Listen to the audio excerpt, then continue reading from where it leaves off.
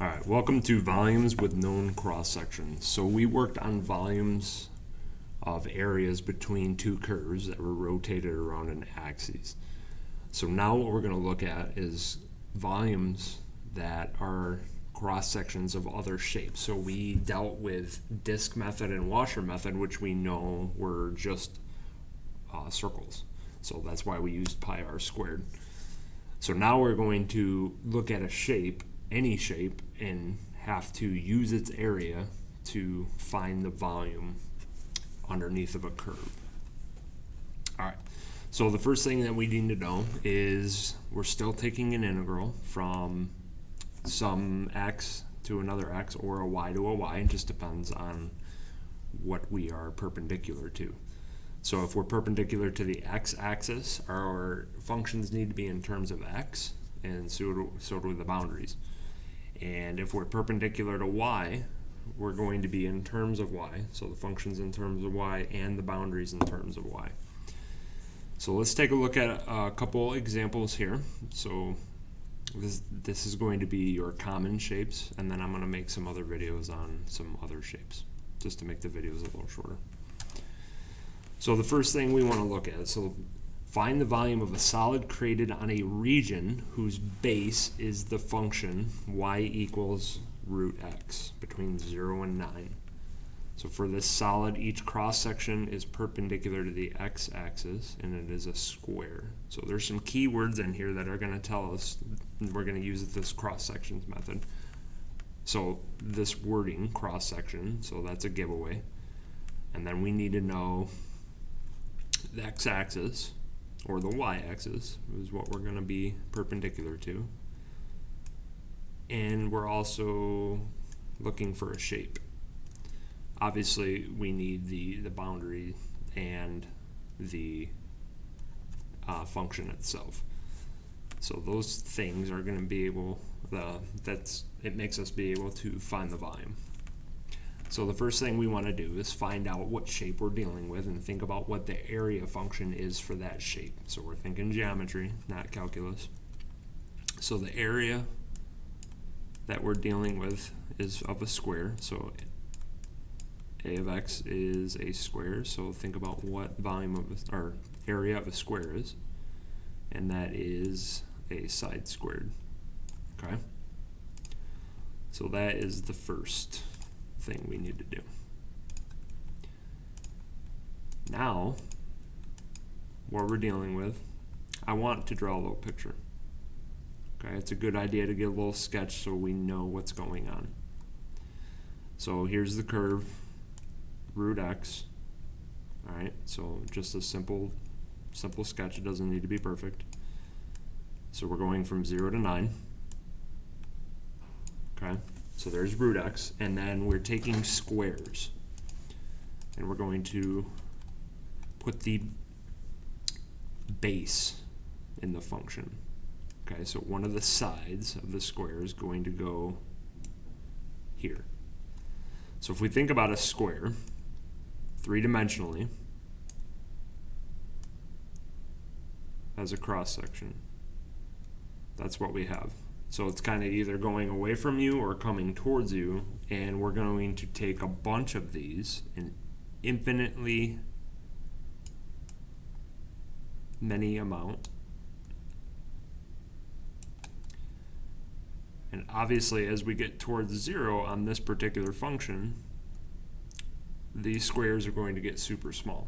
So we're taking the area of each square, okay, and we're adding them together from 0 to 9. And we're going to get the volume of this shape that's created. Okay, so notice how we're perpendicular to x. If we were perpendicular to y, we would draw the squares coming off of here. And now we need to set up our integral. So we have an integral from 0 to 9 of our area function. Okay. So the area is side squared. So I'm going to take side squared. And we need to figure out what the side is. Well, in our little picture, the side was this entire distance from the x-axis to our function. So that's just going to be square root of x. So square root of x goes inside. And then we can simplify this.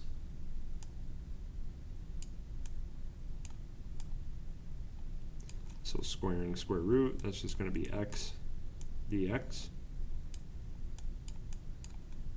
Now you can do this integration by hand or throw it in the calculator. I'm just going to leave it like this, and you guys can throw it in there. The key here on these problems is going to be the setups. So we need to get the setups down. The integration, that's going to come throughout the year, just getting practice on that.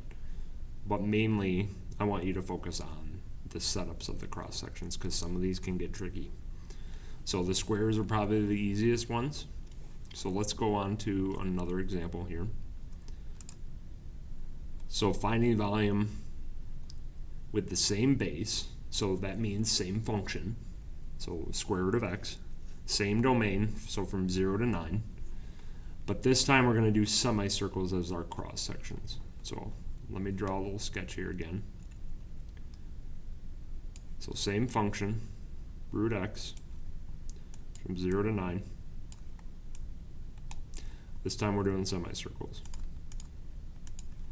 Okay, so if I draw a semicircle here, and it's either going away from you, that's a bad drawing.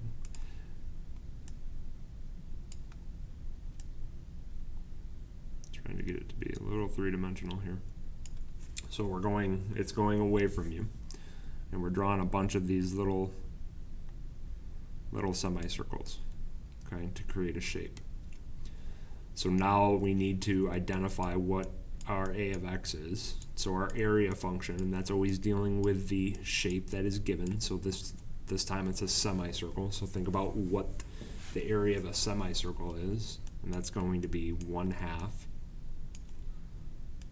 pi r squared. All right, so now we have our area function. Now we can go ahead and set up our integral. So we have an integral from 0 to 9 of our area function, so 1/2 pi,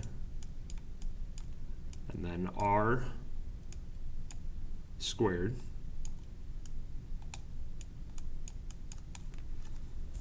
Okay, so now we need to think about what our r is. So this is where it starts becoming a little more challenging. So the radius of the function, if we look at our picture, from the x-axis to the function is the diameter of the semicircle. So we do not want the diameter. We know that a radius is half the diameter, so we're going to have to take half of the function. So that is 1/2 of root x. Okay? You could make a little side note over here that the r is 1/2 root x. You don't have to do that, but that's if you're struggling with it, maybe write that before we start writing our integral. Identify your unknowns. So now we can clean this up a little bit.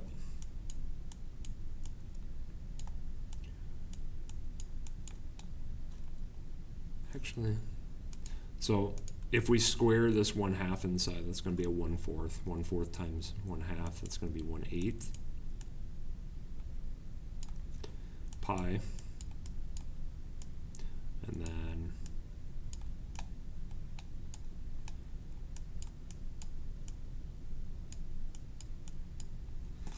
okay, so there's the setup. Go ahead and crank it in your calculator and see what you get. So that's it for this video. I will make more on some other shapes.